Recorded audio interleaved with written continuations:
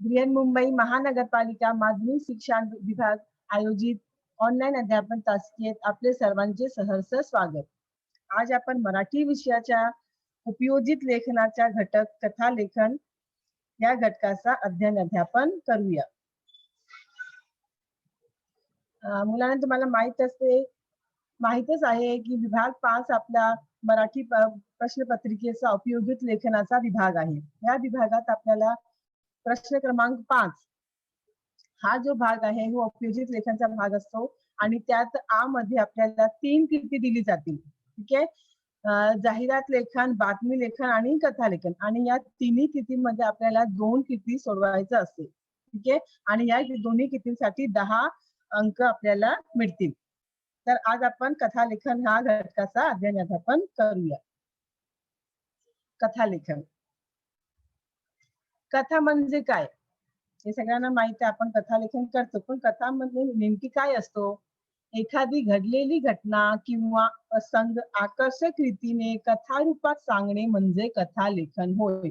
मतलब किसी भी घटना को या प्रसंग को आकर्षक रूप से किसी को सुनाना, उसको हम कहते हैं कथा. अब ये रियल उसमें भी हो सकता है, जैसे आपने कोई घटना देखी है, आपने कोई इंसिडेंट देखा है, कोई घटना आपने अपने आंखों से देखी है और वो घटना आप दूसरों को बता रहे हो. तो जिस तरह से आप उसको बताओगे, जिस आकर्षक तरीके से, तो उसे ही हम कहते हैं कथा. ठीक है. क्योंकि कथा जो है वो हम लोग देख चुके रहते हैं, मतलब ये जो होता है पास होता है. ठीक है. आपने देख लिया है और वही आप दूसरों को बता रहे हो. कथा लेखन करण्यापूर्वी आपल्याला हे जाणणे गरजेचे आहे की कथा लेखन करण्यापूर्वी कोणकोणते घटक आपल्याला समावेश करण्याचे आवश्यक आहे आणि कोणकोणत्या घटकाचा आपण या कथा लेखन मध्ये उपयोग करतात. प्रथम आहे आपला कथाबीज. कथेचे केंद्रवर्ती सूत्र म्हणजे कथाबीज. या सूत्रामध्ये कथेतील पात्रे, प्रसंग, संवाद इत्यादी गोष्टी गुंफल्या जातात. कथाबीज हा कथेचा गाभा असतो, तो कथेचा प्राण असतो. कथाबीज मतलब हमें कथाबीज क्या होता है? जो कथा के हमारी मध्यवर्ती सेंट्रल आइडिया जो होता है हमारा, मतलब इस कथा के सेंटर में क्या है कि आपने किस आशय अपनी कथा के द्वारा आप क्या व्यक्त करना चाहते हो, कौन सा आशय पाठक के सामने देना चाहते हैं. तो ये जो हम लोग करते हैं वो कथा बीज के अंतर्गत आता है. ठीक है. अब कथा बीज में क्या क्या रहता है? जैसे कथा का पात्र हुआ है कि कौन कौन से पात्र इसमें है. फिर दूसरा है प्रसंग, कौन कौन से प्रसंग का समावेश हम करते हैं. संवाद मतलब आपके कथा में अलग अलग पात्रों के बीच में जो संवाद होता है, जो कम्युनिकेशन होता है, ये सारी चीजें कथाबीज में समाविष्ट होती है. ठीक है. कथाबीज हा कथेचा गाभा असतो, तो प्राण असतो. कथाबीज हे काय असतो? कथेचा प्राण असतो. कथाबीज के बिना आपकी जो कथाबीज जो होता है उसमें आप कथा का आपका पूरा सार आता है. मतलब आप अपनी कथा के द्वारा क्या कहना चाहते हो, कौन सा मूल्य, कौन सा संदेश देना चाहते हो, ये आपका कथाबीज में आता है. दुसरा आहे कथेची रचना. कथेला प्रारंभ, मध्य व शेवट असावा. कथेचा प्रारंभ आकर्षक असावा. कथेची भाषा साधी व वाक्य छोटी असावीत. मजकूर उत्कंठा वाढवणारा असावा. कथा नेहमी भूतकाळात लिहावी. खूप महत्वाचा पॉइंट आहे हा. कथेला प्रारंभ, मध्य व शेवट असावा. मतलब जब हम कथा लिखते हैं तो कथा को एक सीरियल से हमें लिखना है. जैसे कि पहले प्रारंभ आना चाहिए, फिर मध्य, फिर शेवट. मतलब ये पूरा जो क्रम है वो पूरी कथा आपकी क्रमानुसार आनी चाहिए. अगर आपकी कथा जो है क्रम में नहीं होगी तो उसका कोई भी अर्थ है जो आप अर्थ बताना चाहते हो पाठक को, वो पाठक तक नहीं पहुंच पाएगी. ठीक है. तो पाठक क्या होगा, उसमें कंफ्यूज होने लगेगा. कथेचा प्रारंभ आकर्षक असावा. आपका कथा का जो प्रारंभ है, जो शुरुआत है, इस तरह की होनी चाहिए कि पाठक को उसमें पढ़ने में रुचि आ जाए. आपने ऐसा शुरुआत करनी है कि पाठक उसको पढ़ने के लिए अगर हाँ अभी आगे मुझे और पढ़ना है, इसमें आगे क्या होगा, मतलब इस तरह से उसकी शुरुआत आपको करनी है ताकि पाठक आपकी कहानी के प्रति आकर्षित हो. कथेची भाषा साधी व सोपे छोटी असावी. कथे की जो भाषा है, जो हम कथा में भाषा लिखते हैं, वो भाषा एकदम सीधी और वाक्य बहुत ही छोटे छोटे होने चाहिए. बहुत ज्यादा बड़े बड़े वाक्य आपको इसमें नहीं लिखने हैं. ठीक है. क्योंकि जितने बड़े वाक्य आप डालेंगे उतना ज्यादा पाठक के सामने कंफ्यूजन होगा.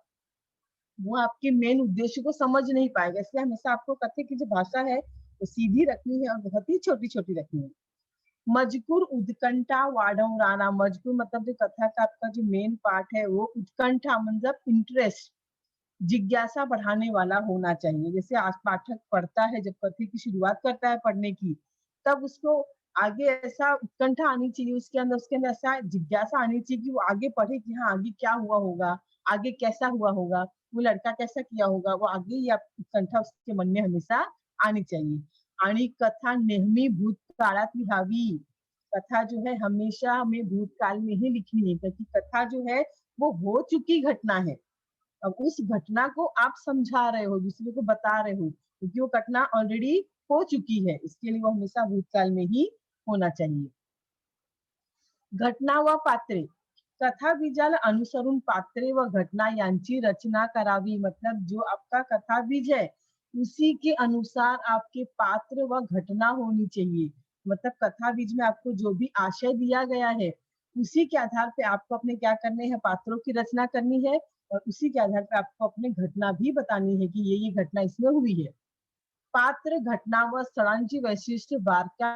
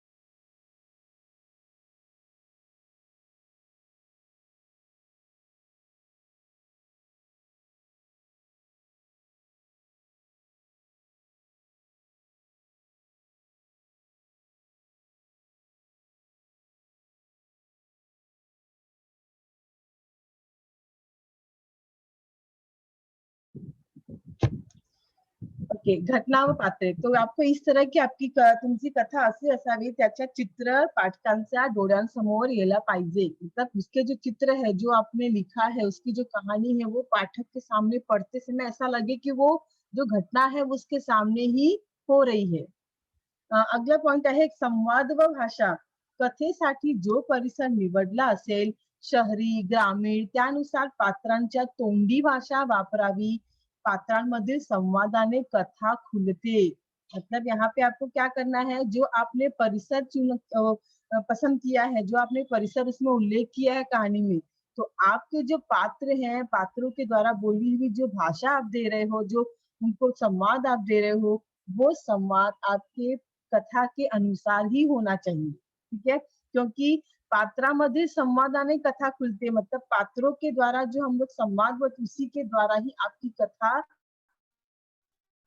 पूरी तरह से खुलती है। मतलब वो जो है संवाद जो है पात्रों का, वो कथा में बहुत ज्यादा असर डालता है। इसके लिए आपकी जो कथा संवाद होने चाहिए वो हमेशा कथानुरूप ही होने चाहिए. संवादात योग्य विराम चिन्हे वापरावी. बघा, जैसे कि आप कथा लिखते हो, आपने कथा में अपने पात्रों के द्वारा कोई संवाद बोले रखा है कि मेरा पात्र जो है ये संवाद बोलेगा, ठीक है? तो वो संवाद आपको विराम चिन्ह के इस्तेमाल के द्वारा ही दिखाना है, क्योंकि जब आप विराम चिन्ह का प्रयोग अगर नहीं करते हो, तो पाठक उसमें बिल्कुल भी समझ नहीं पाएगा कि कहाँ उसमें प्रश्न पूछा गया है, कहाँ इसमें उद्गार व्यक्त किया गया है। तो ये सारे मतलब आप चाहते हैं कि आपका जो भाव है, जो भाव आप व्यक्त करना चाहते हो, वो भाव के साथ आपकी कथा पाठक के सामने आए. तो इसके लिए यहाँ पर विराम चिन्ह का इस्तेमाल करना भी अनिवार्य है. ग्रामीण भाषा, विविध बोली भाषा यांचा सहजपणे वापर करावा. तसेच वाक्प्रचार व म्हणी ही कथेत वापरता येतात. आप इसमें वाक्य प्रचार मतलब वाक्य प्रयोग व मणि मतलब कहावतें, इनका भी इस्तेमाल करके आप अपनी कहानी को और ज्यादा रोचक और ज्यादा इंटरेस्टिंग बना सकते हैं.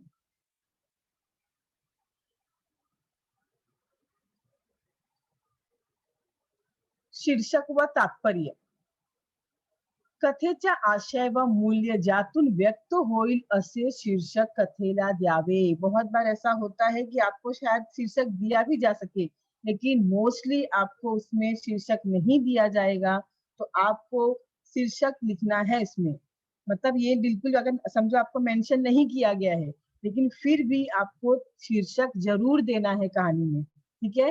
कथेचा आशय व मूल्य ज्यातून व्यक्त होईल असे शीर्षक, और आपका शीर्षक इस तरह का होना चाहिए कि आप ही अपनी कथा में कौन सा आशय व्यक्त करना चाहते हैं, पाठक को कौन सा मूल्य देना चाहते हैं, कौन सा वैल्यू मतलब कौन सा मोरल देना चाहते हैं, वो मोरल व्यक्त हो ऐसा कथा का शीर्षक आपका होना चाहिए।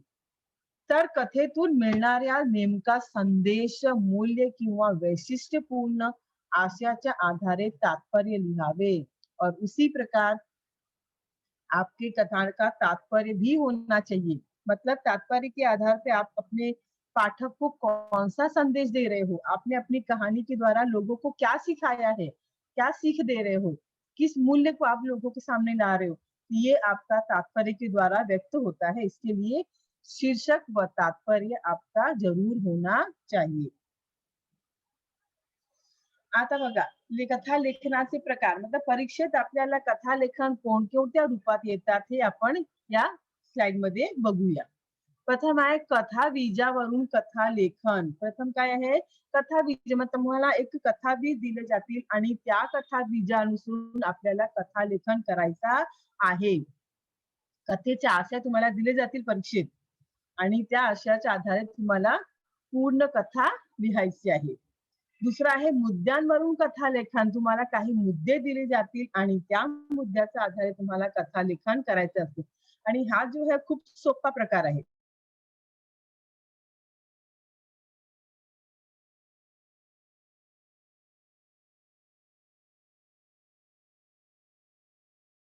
शब्द दिले जातील, 4 ते 5 शब्द दिले जातील आणि त्या 4 ते 5 शब्दावर ते आपको 4 से 5 शब्द दिए जाएंगे, और उन 4 या 5 शब्दों के आधार पे ही आपको क्या करना है, अपना कथा लेखन करना है। फिर चौथा आहे कथेचा पूर्वार्ध सुरुवात देऊन उत्तरार्ध शेवट लिहिणे। चौथा प्रकार कैसा है कि आपको कथा का पूर्वार्ध मतलब शुरुआत दिया जाएगा, और शुरुआत के आधार पे ही आपको उस कहानी का अंत मतलब शेवट लिखना है, ठीक है? फिर दूसरा आहे कथा, नंतरचा पॉइंट आहे कथेचा उत्तरार्ध शेवट देऊन पूर्वार्ध शुरुआत लिखनी।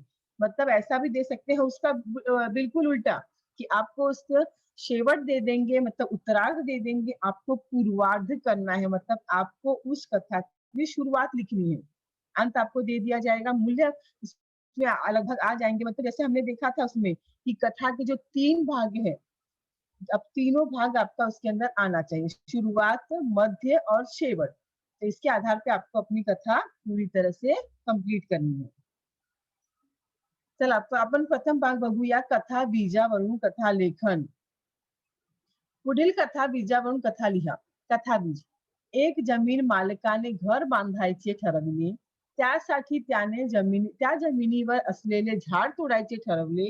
झाडावर पक्ष्याचे घरटे होते, पक्षाने युक्ती केली आणि ते झाड वाचवले। तर बघा, तुम्हाला हे कथा बीज दिलेले जातील, ठीक है? कथा बीज आपको दिया जाएगा, और उस कथा बीज के आधार पे आपको अपनी कथा बीज मतलब ये पूरा आशय आपके सामने आ गया। अब इसका अर्थ हिंदी में देखते हैं हम। एका जमीन मालकाने घर बांधायचे ठरवले। एक जमीन का मालिक था, उस मालिक ने अपने उस जमीन पे घर बनाने का निश्चय किया। त्याने त्यासाठी त्या जमिनीवर असलेले झाड तोड़ायचे ठरवले। अब इसके झाड़ पे, इसकी जो जमीन थी उसमें बहुत सारे झाड़ थे, उसने क्या सोचा, बहुत बड़ा एक झाड़ था, उसने सोचा उस झाड़ को मुझे तोड़ना होगा। झाडावर पक्षाचे घरटे होते, और उस झाड़ पर पक्षी का एक घरटा मतलब घोंसला था। पक्षाने युक्ति केली आणि ते झाड़ वाचवले। अब पक्षी ने क्या किया, एक उपाय किया और उस झाड़ को बचा दिया। अब आपको इस कहानी में पूरा आपकी रूपरेखा बनानी है। जैसे एक जमीन मालक, तो आप उसमें जमीन मालक का नाम दे सकते हैं, ठीक है? पक्षी यहाँ पे बोला है, तो पक्षी आप कोई भी पक्षी का नाम लिख सकते हो, ठीक है? और फिर यहाँ पे क्या युक्ति की, तो युक्ति के लिए आप और भी पात्रों को इसमें डाल सकते हो, और उस पात्र के आधार पे आप अपना एक अंत में मूल्य देना है और शुरुआत में सबसे पहले आपको उसका शीर्षक निर्धारित करना है. बघा, हे आपण कथा बघूया. पर्यावरण हाच ईश्वर. अब देखिए मैंने इसको ये कहानी का शीर्षक दिया है पर्यावरण हाच ईश्वर. मतलब हमने जो कहानी कथा देखी, आशय हमने देखा उसका कथा भी, तो उसके आधार पे इतना तो हमें समझ में आ गया था ये कहानी जो है पर्यावरण पर आधारित है. तो हमने नाम दे दिया शीर्षक पर्यावरण हाच ईश्वर. नारायण नावाचा एक जमीन मालक होता. त्याने एकदा घर बांधायचे ठरवले. पण त्याच्या जमिनीवरील झाड होते. अब यहाँ पे नाम नहीं दिया गया, तो हमने क्या किया, पात्र को एक नाम दे दिया. ठीक है. नारायण नाम का एक जमीन मालिक था और उसने अपने जमीन पर घर बनाने का निश्चय किया, पर उसकी जमीन पर क्या था, झाड़ था. ते त्याने तोड़ायचे ठरवले और उसने निश्चय किया कि हम इसमें झाड़ को तोड़ दूंगा, हटा दूंगा.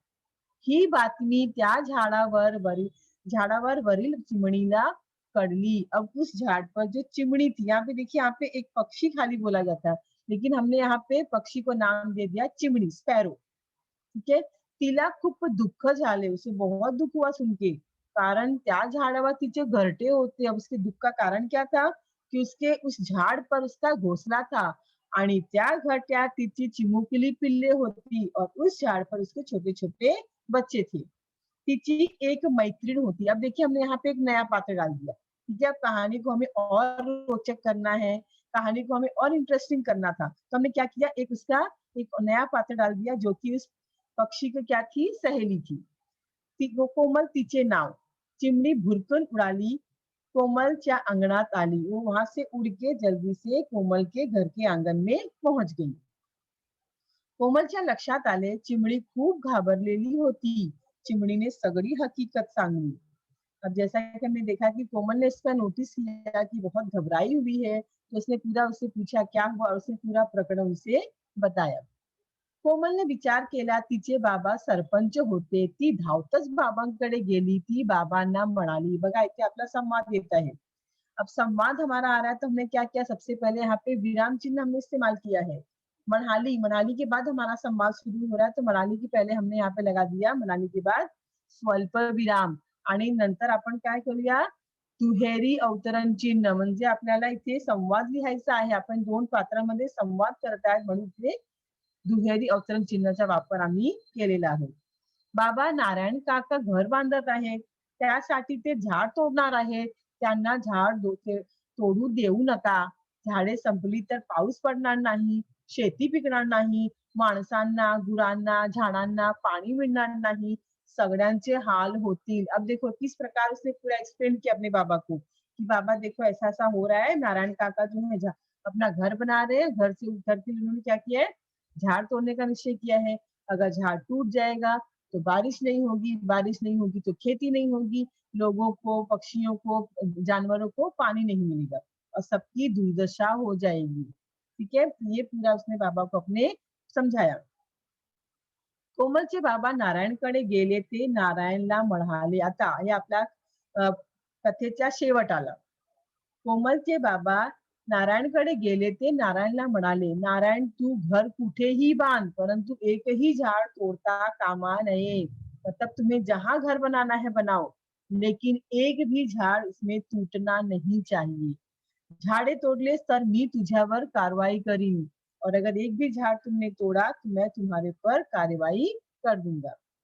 ही बातमी करताच चिमणीला खूप आनंद झाला. तिने प्रेमाने आपल्या पिल्लांना जवळ घेतले. अब ये सुनते ही उसको बहुत खुशी हुई और प्यार से उसने अपने बच्चों को अपने पास ले लिया, गले से लगा लिया.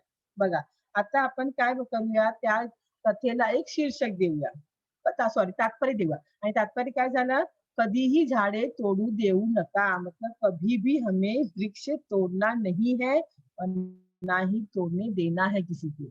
ठीक है. ये हमने किया. तर आपण दुसरा प्रकार करून कथा लेखन हा अगदी सोपा असतो आणि हे जे मुले सहजी करतात. खालील मुद्द्यांच्या आधारे कथा लेखन करा. मुद्दे: म्हातारा शेतकरी, मुलांना जवळ बोलावणे, शेती स्वाधीन, शेतकऱ्याचे मरण, पुष्कळसे द्रव्य, जमीन खणणे, पुष्कळ पीक, मुलांच्या लक्षात येणे। अब देखिए आपके सामने बहुत सारे मुद्दे दिए गए हैं और उन मुद्दों के आधार पे आपको कथा लेखन करना है, ठीक है। अब यहाँ पे दिया म्हातारा शेतकरी, अब शेतकरी को आप नाम दे सकते हो, ठीक है। फिर उन मुलांना जवळ बुलाने, किस प्रकार उसने अपने बच्चों को अपने पास बुलाया, खेती उनके स्वाधीन कर दी, फिर शेतकऱ्याचे मरणे, उनकी मृत्यू हो जाना, पुष्कळ से द्रव्य, खूप सारा पैसा, जमीन खणणे, जमीन को खनना, पुष्कळ पीक, बहुत सारा अनाज होना आणि मुलांच्या लक्षात येणे। मतलब उनके बाबा का क्या कहना था ये सब उनको समझ में आया। चला आपण सुरुवात करूया। प्रथम आपण काय दिले ते शीर्षक दिले, शेतकरी आणि त्याचे मुलगे। एकदम सोपा असे शीर्षक, एकदम सीधा शीर्षक हमने दे दिया, शेतकरी और उसके बच्चे, ठीक आहे। एक म्हातारा शेतकरी अगदी मराव्यास टेकला, तेव्हा त्याने आपल्या सगळ्या मुलांचं जवळ बोलावून सांगितले, बघा इथे समाज आला, मुलांनो, मी माझी सगळी शेते आणि बागा तुमच्या स्वाधीन करत आहे। बच्चों, मैं अपनी सारी खेती और जितने भी बाग है वो सब मैं तुम्हें सौंपता हूँ। या जमिनीत कोठेतरी पैसा पुरलेला असून तो हातभर जमीन खरीदी असता मिळेल।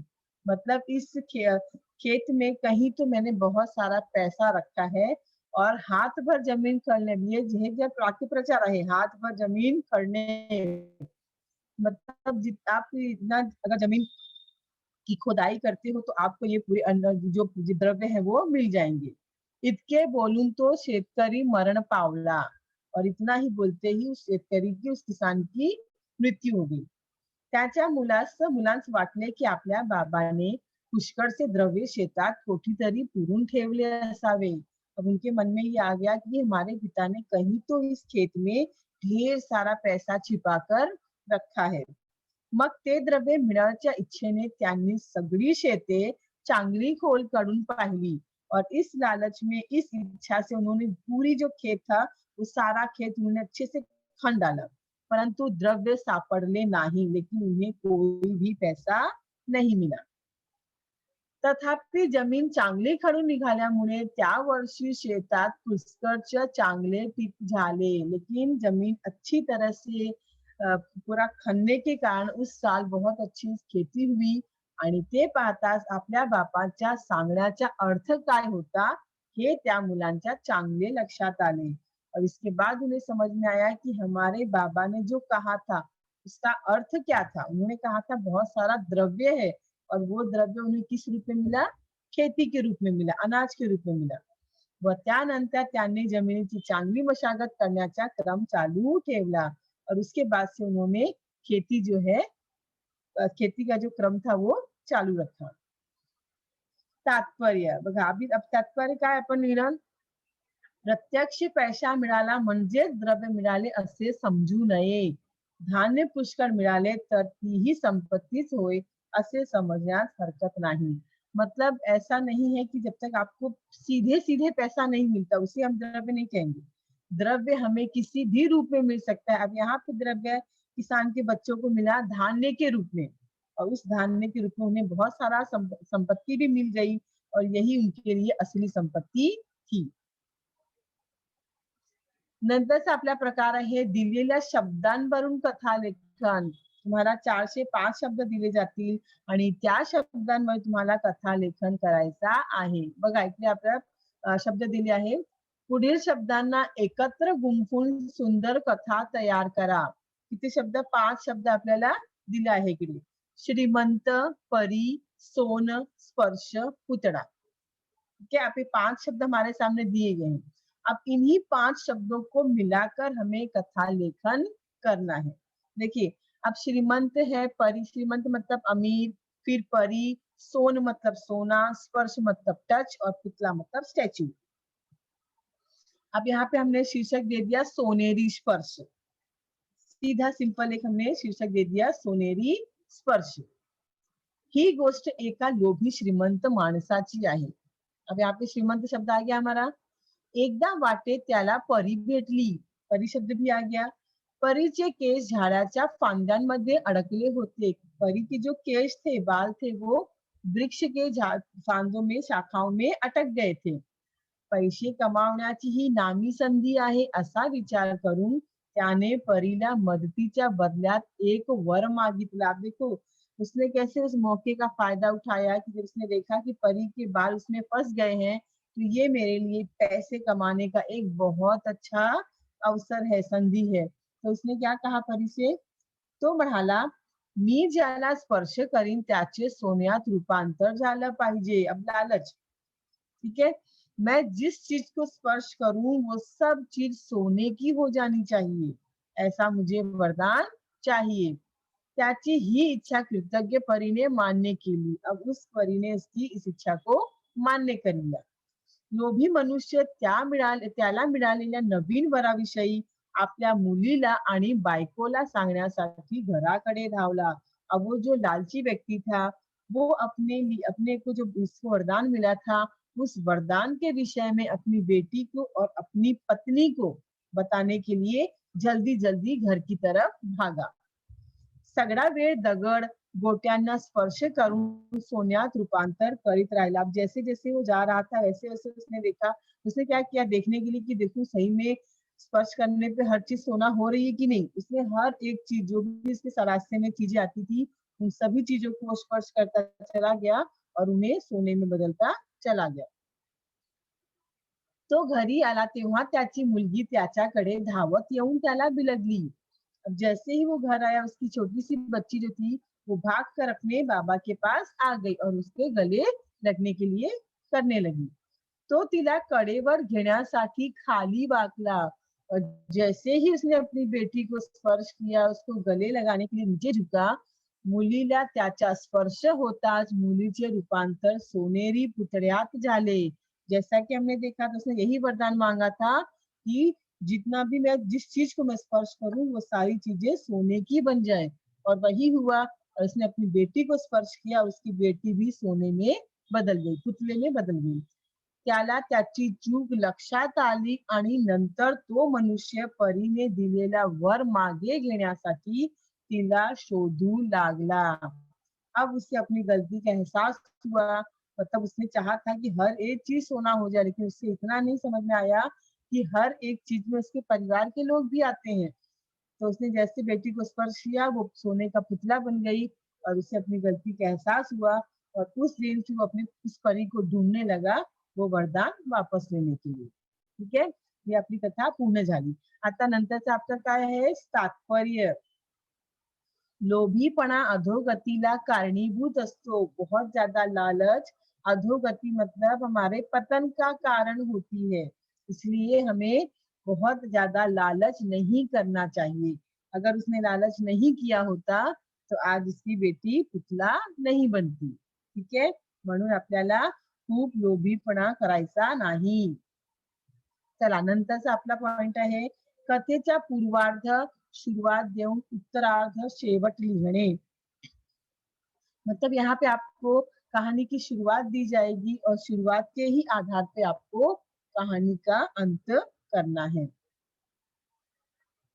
पुढील कथा पूर्ण कथेला कथेच्या उत्तरार्ध लिहिलं अभी देखिए सेम वही कहानी यहाँ पर ली गई है ही गोष्ट एका लोभी श्रीमंत माणसाची आहे एकदा वाटेत त्याला परी भेटली परीचे केस झाडाच्या फांद्यांमध्ये अडकले होते ही पैसे कमाण्याची ही नामी संधी आहे हे सगळं तुम्हाला परीक्षेत दिले जातील मतलब ये पूरा जो पूर्वार्ध है यहाँ तक आपको पूरा दिया जाएगा ठीक है एक वर मागितला तो म्हणाला मी ज्याला स्पर्श करीन त्याचे सोन्यात रूपांतर झाला पाहिजे त्याची ही इच्छा कृतज्ञ परीने मान्य की ये पूरा आपको जो पूर्वार्ध है वो दिया जाएगा और उसी के आधार पे आपको अपना उत्तरार्ध लिखना है देखिए अब यहाँ पे पूरी कथा हम फिर से एक बार देखते हैं ही गोष्ट एका लोभी श्रीमंत माणसाची आहे एकदा वाटेत त्याला परी भेटली परीचे केस झाडांच्या फांद्यांमध्ये अडकले होते पैसे कमावण्याची ही नामी संधी आहे असा विचार करून त्याने परीला मदतीच्या बदल्यात एक वर मागितला तो म्हणाला मी ज्याला स्पर्श करीन त्याचे सोन्यात रूपांतर झालं पाहिजे त्याची ही इच्छा कृतज्ञ परीने मान्य केली लोभी मनुष्य त्याला मिळालेला अब यहाँ तक देखिए हमारा जो स्टोरी था वो कहाँ तक हमें दिया गया था कृतज्ञ परी ने मान्य के लिए मतलब जो उसने इच्छा व्यक्त की थी वो इच्छा परी ने मान्य कर ली अब उसके आगे आपको अपनी कहानी लिखनी है। लोभी मनुष्य त्याला मिळालेल्या नवीन वराविषयी, अब यहाँ तक हमने पढ़ आ गया हमारे परीक्षा में कि मान्य किया। अब आगे आपको क्या लिखना है कि आपको उस कहानी को और ज्यादा वो करना है। मतलब आपका जो मेन पार्ट है, मध्य आणि शेवट त्याचमध्ये इकडे येणार। मनुष्य त्याला मिळालेल्या नवीन वराविषयी आपल्या मुलीला आणि बायकोला सांगण्यासाठी घराकडे धावला। जैसे ही इसने वो वरदान दिया परी ने, उस वरदान के बारे में वो मनुष्य अपने परिवार वालों को बताने के लिए जैसे ही भागा, ठीक है, तुरंत वहां से वो भागा अपने परिवार वालों को बताने के लिए। सगळा वेळ दगड गोट्यांना स्पर्श करून सोन्यात रूपांतर करीत राहिला और रास्ते में जितने भी पत्थर या जो भी चीजें आ रही थी उन सभी को स्पर्श करते हुए वो सोने में बदलता जा रहा था। तो घरी आला तेव्हा त्याची मुलगी त्याच्याकडे धावत येऊन त्याला बिलगली। जैसे ही वो घर आया, उसकी छोटी सी बच्ची उसके पास आई और उसने उसको प्यार से गले लगाने के लिए जैसे ही स्पर्श किया, मुलीला त्याचा स्पर्श होताच मुलीचे रूपांतर सोनेरी पुतळ्यात झाले और उसका स्पर्श होते ही वो जो बच्ची थी वो सोने के पुतले में बदल गई। त्याला त्याची चूक लक्षात आली आणि नंतर तो मनुष्य परीने दिलेला वर मागे घेण्यासाठी तिला शोधू लागला। ठीक है, ये जो हमारी कहानी थी उसको हमने फिर पूरा उत्तरार्ध में पूर्वार्ध में दिया गया था और उसी पूर्वार्ध के आधार पे हमने इसका उत्तरार्ध लिख दिया। लेकिन साथ ही आपको ध्यान में रखना है कि हमारा जो शीर्षक है और जो हमारा तात्पर्य है वो जरूर इसमें आना चाहिए। ठीक है, और तात्पर्य और शीर्षक इस तरह का होना चाहिए कि पाठक के मन में आपकी कथा पढ़ने की रुचि निर्माण हो और जो आपका वो जो रहेगा, आपका जो तात्पर्य होगा वो पूरा आपकी कथा का सार होगा। जैसे कि हमने इस कहानी में पूरा पढ़ा कि कैसे उसने लालच किया और लालच के कारण क्या हो गया, वो अपनी बेटी को पुतले में बदल दिया, उसने खुद ही अपनी बेटी को पुतला बना दिया। ठीक है, यहाँ पे हमें अच्छा से एकदम टाइटल हम तात्पर्य हमने दे दिया कि लोभीपणा अधोगतीला कारणीभूत असतो। मतलब हमारा जो उसका जो पतन था, उसका जो उसकी जो वो हुआ विनाश हुआ, उस विनाश का कारण वो स्वयं था और उसके लालच थी और उस लालच से अपनी बेटी को उसने खो दिया, उसकी अपनी बेटी को उसने पुतला बना दिया। ठीक है, म्हणून आपल्याला लोभीपणा करायचा नाही, हे आपल्याला एक शीर्षक द्यायचं आहे पाठकांसमोर। चला नंतरचा तेच आपण पुन्हा बघूया। पुढील पूर्ण कथेचा पूर्वार्ध लिखणे, मतलब अब आपको ये जो स्टोरी दी गई है उसका स्टोरी का आपको अंत दिया गया है। ठीक है, और आपको उसके आधार पर उसके शुरुआत, देखिए मैंने हर इसमें तीनों प्रकार में एक ही कहानी का उपयोग किया है ताकि आपको ये कहानी भी बहुत अच्छे समझ में आ जाएगी और साथ ही साथ आपको ये पैटर्न भी समझ में आ जाएगा कि किस प्रकार हमें उसको करना है, कहाँ से शुरुआत होगा, कहाँ से उत्तरार्ध होगा, ये आप यहाँ पर समझ सकेंगे। ठीक है, अब यहाँ पे हमें दिया गया है उत्तरार्ध। उत्तरार्ध का मतलब होता है नीचे का पार्ट दिया है, हमें शेवट दिया है, अंत दिया है। ठीक है, और अंत के ही आधार पे हमें इस कहानी की शुरुआत करनी है, मतलब इसका पूर्वार्ध करना है। जब आप लोग एग्जाम में लिखेंगे तो एग्जाम में आपको पूरा लिखने, अगर आप पूरा नहीं लिखेंगे तो भी चलेगा। जहां से आपको दिया गया है, मतलब आपको अगर उत्तरार्ध दिया गया है तो आपको उत्तरार्ध के आधार पे आपको उसका शुरुआत आपको वहाँ पे लिखना है कि कथेचा पूर्वार्ध। ठीक है, शीर्षक देना है और शीर्षक के बाद आपको कहानी कंप्लीट करनी है और कंप्लीट करने के बाद यहाँ पे हम लोग लास्ट में क्या दे देंगे, तात्पर्य। ठीक है, फिर से एक बार हम लोग कहानी देख लेते हैं।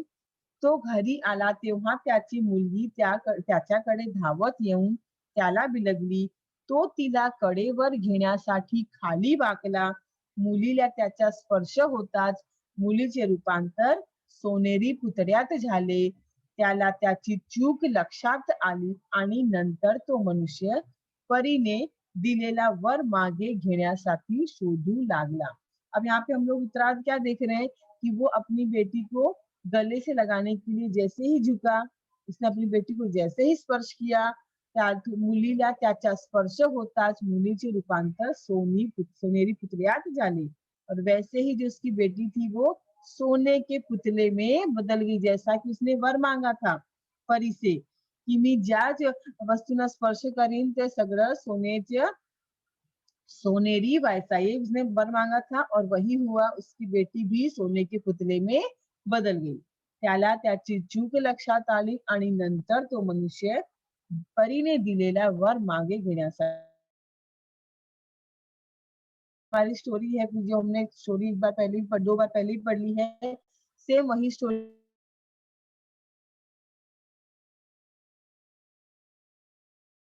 कि लोभी मनुष्य त्याला मिळालेल्या. तो यहाँ से आपको छोड़कर उसके आगे का पूर्वार्ध आपको लिखना है, मतलब आपको पूरी शुरुआत देनी है इस कहानी की.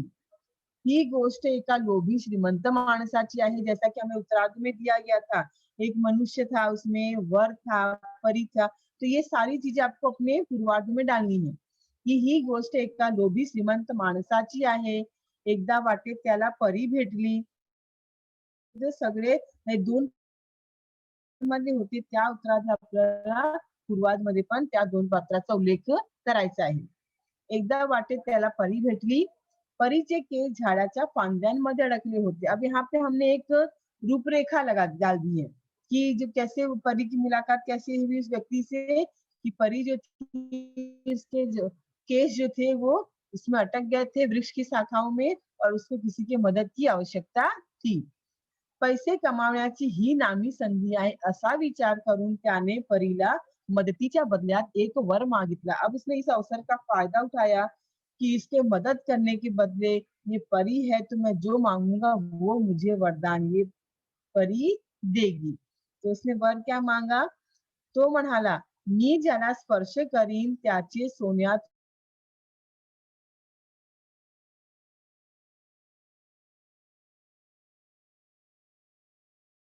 ठीक है, त्याची ही इच्छा कृतज्ञ परीने मानने के लिए. अब देखिए जैसा हमने पढ़ा था पॉइंट्स में कि हमें ध्यान जब भी संवाद हम लिखेंगे तो संवाद में हमें अवतरण चिन्ह का और विराम चिन्हों का इस्तेमाल हमें वहां पर करना है. जहां जहां हमने हमारा वाक्य खत्म हुआ वहां वहां पे हमने क्या किया है, पूर्ण विराम लगाया है. जहाँ पे हमारा वाक्य अधूरा था वहां हमने स्वल्प विराम लगाया है. तो इस तरह आपको ध्यान पूर्वक विराम चिन्हों का इस्तेमाल सही तरीके से करना है.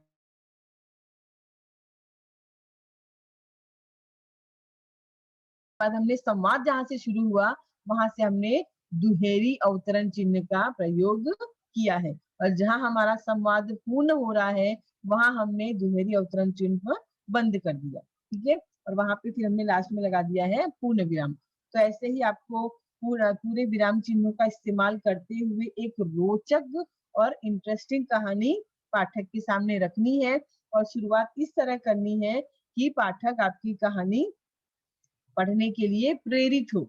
उसका जो है ना उत्कंठा वाढवणारा, मतलब उसका जो इंटरेस्ट है, उसकी जो जिज्ञासा है जागे आपकी कहानी पढ़ने में. ठीक है, ये हमने पूरा पूर्वार्ध यहाँ तक, क्योंकि हमें उत्तरार्ध दिया गया था, यहाँ इतना हमें उत्तरार्ध दिया गया था तो उसी उत्तरार्ध के आधार पे हमने क्या किया, अपनी कहानी को पूर्ण किया. ठीक है, त्याची ही इच्छा कृतज्ञ परीने मान्य केली.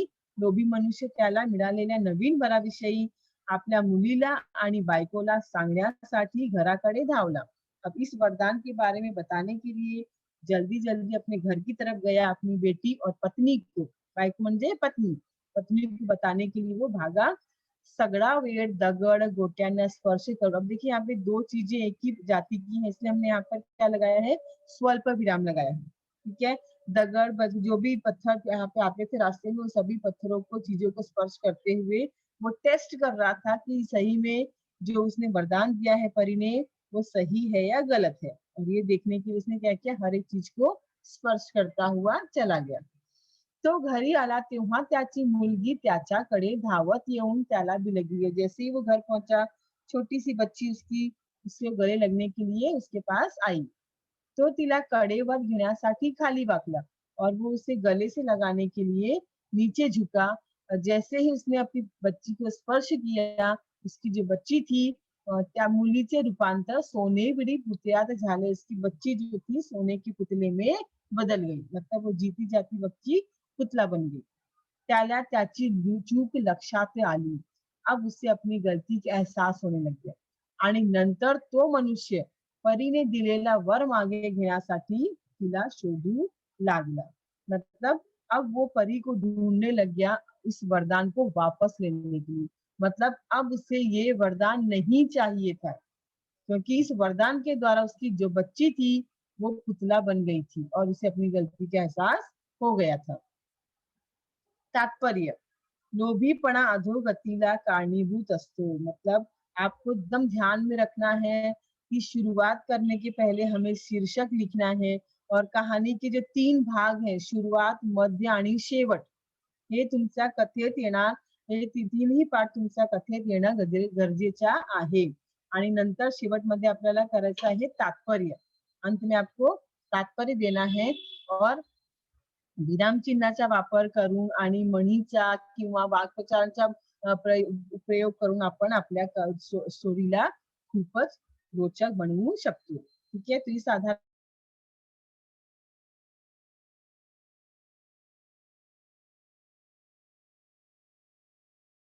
अपनी कहानी को पढ़िए। ठीक है, ये हमारी कहानी का ये पूरा कथा लेखनाचं हे आपण 5 प्रकार बघितले आहे आणि तुम्हाला नंतर नक्की तुम्हाला हे सगळं समजले असतील आणि काही प्रश्न असतील तुमच्या मनात तर तुम्ही विचारू शकता।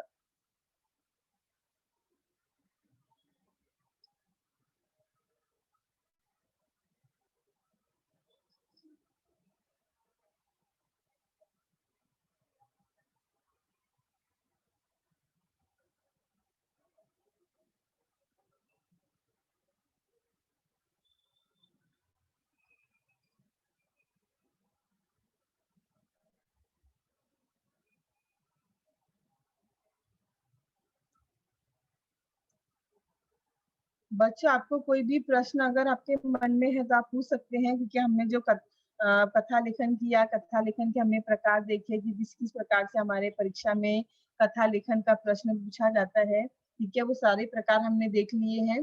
कथा बीज के आधार पर, मुद्द्यांचा आधार और कथा लेखन करने के पहले हमें किन किन बातों को ध्यान देना है। ठीक है, ये सारी चीजें हमने इसमें देख ली है। तो अगर आपको कोई प्रश्न पूछना है तो आप लोग पूछ सकते हैं।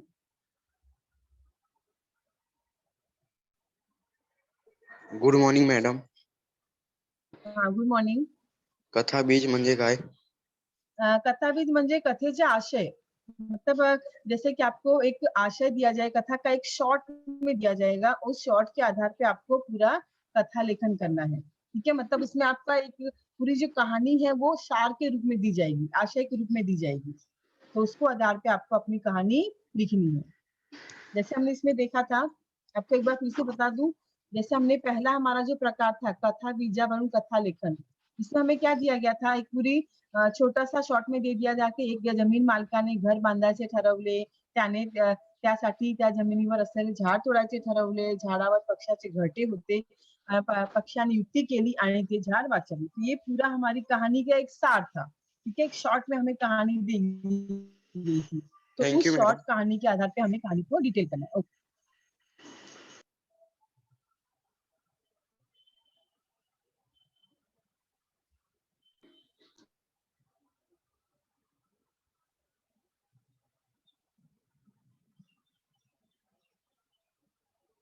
पुराना दिल्यामुळे